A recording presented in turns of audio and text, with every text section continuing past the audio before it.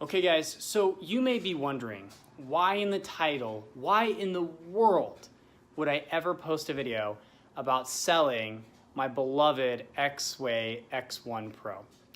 Let me explain. A couple weeks ago, I was at work and I had a colleague who also electric skateboards bring in a board. It was a belt-driven board and he let me ride it. I kind of instantly fell in love with the belt-driven systems. And because of that, it got me thinking. I was like, okay, I've been wanting to build an electric skateboard or a longboard for a really long time. Something that is totally customized and personalized for me. I like to do that. But I was really nervous about figuring out all of the components. I mean, when you start to look into all the different pieces that go into an electric longboard, it's kind of crazy because there's a lot. You have the ESC, the battery, the motors, the motor mounts, the trucks, I mean, the wires, the casings. I mean, there are so many different components that go into it. So I started doing a lot of research. One, I don't have a lot of money to spend and I didn't want to spend a ton of money on a board. So I did a ton of research and I came across a kit and a board that I think is really, really exciting.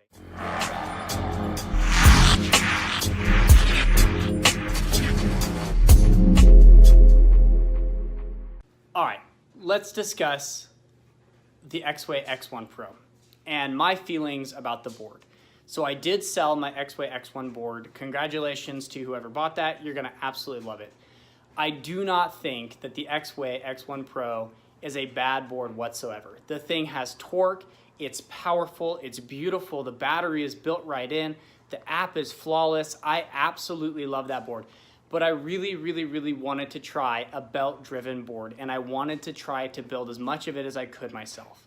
So for those of you who are still considering an Exway X1 Pro or just an Exway X1, I would highly recommend it. It's a super awesome board. The battery life is great. I just wanted to try something different, honestly, and kind of switch the channel up. I mean, this channel is all about trying new boards and trying new things. Now, I'm not gonna tell you guys exactly what board I decided to go with, mostly because I'm gonna hold off until it actually comes. However, I am gonna give you guys little snippets of the build. I'm gonna take you through start to finish of exactly how I'm assembling this board. So in order to assemble a board, the first thing you're gonna need is an awesome deck. All right guys, so this is the deck. It is a Restless Faribault. Now, why did I choose this deck? There are a number of reasons. I've ridden lots of longboards in the past, and one of the things that I really appreciate is a drop deck. Now, with a battery and a casing and everything like that, you know, you can't have a super low to the ground board. What's cool about this is that this actually has what's called a micro drop in the board. So you can see right about here, the board actually dips down, and I believe it's either a 5/8 inch drop or a 3/4 inch drop, which is awesome because it's not too dramatic of a drop to where, you know, I'm gonna be worried about having to put a bunch of riser pads on the actual trucks themselves to go ahead and keep the board up above. But honestly, it's just enough to keep your feet locked in. The second reason, as I'm sure you guys can see, this deck is super wide. I mean, we're talking about 10¼ inches from side to side, which gives me a lot of room to be able to place the battery pack and then the ESC and the battery management system here, as long, you know, without having to have a lot of foam come out of the side, because I want a super clean build. Now, obviously, this is a top mount board, which is great for any longboard build, just because drop through is gonna lower your board down to the ground, and like I said, you don't really have a lot of space here, especially with the board being lifted up, to be able to have the battery pack and the ESC get enough ground clearance so that you're not constantly hitting something. Now, one of the things is, you know, you guys know me, I love to customize things.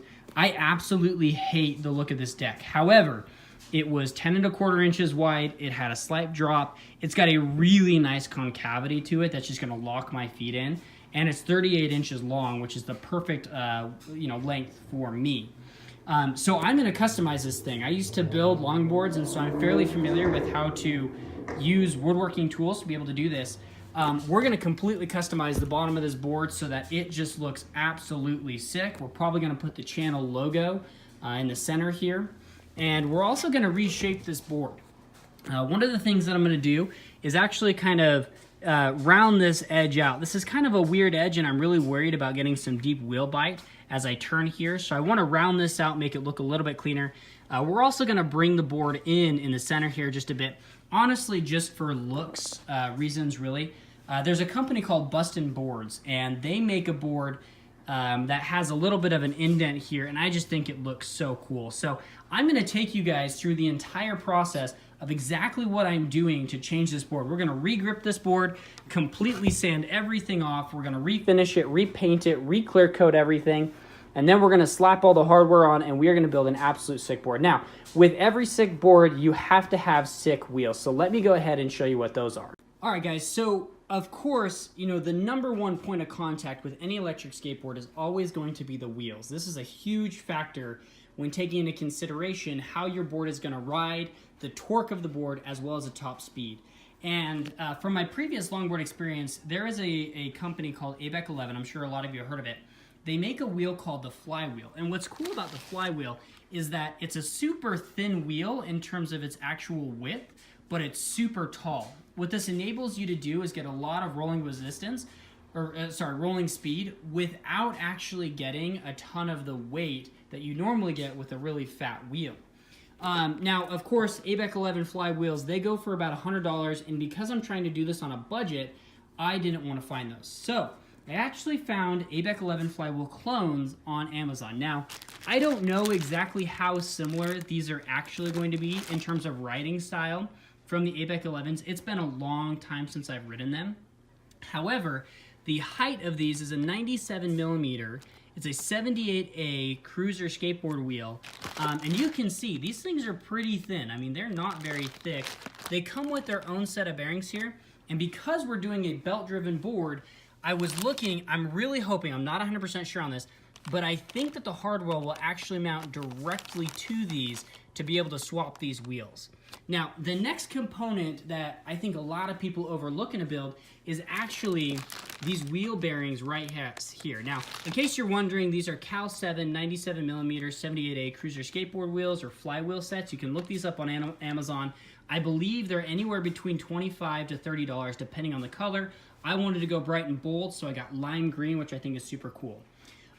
Bearings, wheel bearings. Now, what's super interesting about a belt-driven board is that you actually do use the bearings in a board. So I've got these bearings here. These are Yellow Jacket Stingers. They come in a ton of different colors. I believe that I bought these in the ABEC 11 version. They are a steel bearing, but I have found that these bearings roll better than any other bearing on the market that I've ever used. These covers here, you can get them in bright yellow, black, red, green, blue, white. I mean, there's tons of different colors. On Amazon, the red and the black ones, I believe, are like $17.89, which is an absolute steal for these things. They have an absolutely amazing rolling time. And so I'm really hoping that when I pair this with these awesome wheels on an awesome deck with a super, super killer motor set, that we are just going to have one of the sickest builds ever, and it's done on a budget. So let's just kind of tally the cost of these up now. These wheels right here, I believe, were $28.99, so we're gonna say about $30 in those wheels. These bearings were $17.59, I believe, on Amazon, prime shipped. So we're gonna say just around $20. So right now we're about $50 in, and then the whole deck I was able to get on Amazon for $50.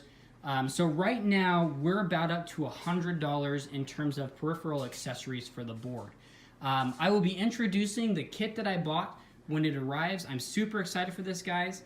But these are the accessories that we're going to be using for this build. All right, guys, so I hope you've enjoyed the video. I hope you understand why I'm moving away from the Exway X1 Pro. I am still super happy to answer any questions based on my experience riding the board.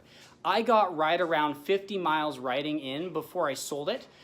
So I do have a lot of experience on the board. I loved it. I think it's awesome. There's going to be links in the description below if you're still interested in purchasing the Exway X1 Pro. Unfortunately, I don't have any updates on the RIOT pack. I was really hoping that something would come out in the middle of May, kind of what I was told. It didn't come out. I want to move to a belt-driven system. This will be my first belt-driven board that I've owned, and I'm really, really excited about it. So I hope you guys will still support the channel and kind of move along with me in this journey as I build an electric longboard, kind of a DIY project, and then we can test the specs out and the speed and everything like that. All right, guys, I hope that you enjoyed the video. Please leave your comments in the section below, like the video, subscribe to the channel. Like I said, I'm going to take you through the entire process. I'm going to film everything from start to finish of exactly how I'm building this board. I'm going to lay out the exact cost of everything, where I'm buying the products. Everything will be in the product description below, so that if you guys want to replicate this build, you absolutely can. Step-by-step process here. So please like, comment, subscribe to the channel. There's more content to come, lots more content on the e-skate kind of community. Please, you guys are awesome. Keep on skating. Until next time, we'll see you later.